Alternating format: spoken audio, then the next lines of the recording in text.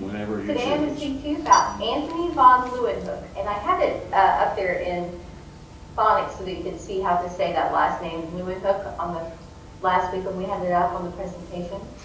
But how many of you are going into the medical field? Is there, can you tell me, Lisa, since you're the one who can see, is there very many people? 3? Several. Some of you may have already heard of Anton von Leeuwenhoek because he's the father of microbiology.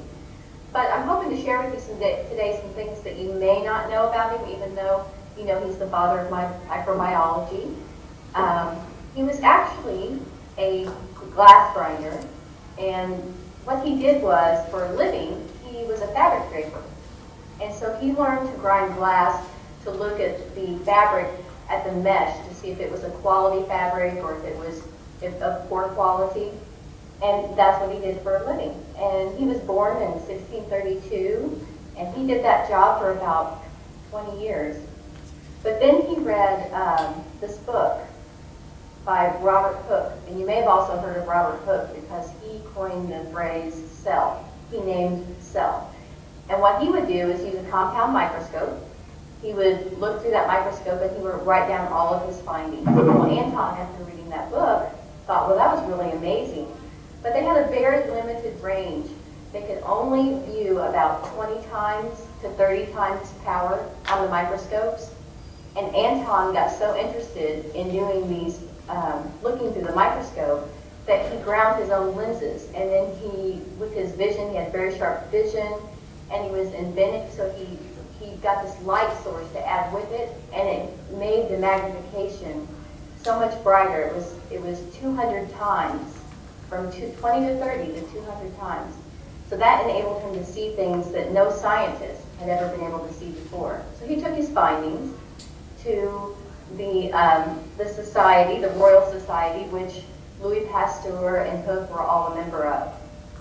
And he took his ability and he documented everything very detailed. It had to be left brain. And according to the Microbiology for Health Sciences, which is our microbiology book that you use for 201, he actually took these microscopic pictures that he would draw, and he found out he wasn't a very good drawer, so he hired an illustrator to go ahead and draw his pictures for him. But they were in such detail that anyone could recognize them immediately, and they still do today. So he was really instrumental in that. And then he went to the society and he asked if he could join. But he was just a common person. I mean, he was not a scientist. He wasn't a Nobel Prize winner or anything like that. But he had this great ability, and they wanted him to show them how to do this, how to grind the glass to see with as much power. And when he died, he actually did not do that because he didn't think that they were worthy. He said he never did this for the glory, for the prestige. He actually did this for the passion of finding things and writing them down in great detail and putting them down for other people, ingenious people, he said, to see and to learn from, which I thought was really fascinating. And he was a few other things besides a fabric draper. He was a surveyor, a wine assayer, and he was a minor city official. The other thing about him was that he actually would put anything underneath that microscope, and I mean anything. He was the first person to see live sperm. He was the first person to take scrapings from people's teeth and look under them and see all the microorganisms that were just swimming around in there, which is kind of gross, but very cool because he was the first person to see that.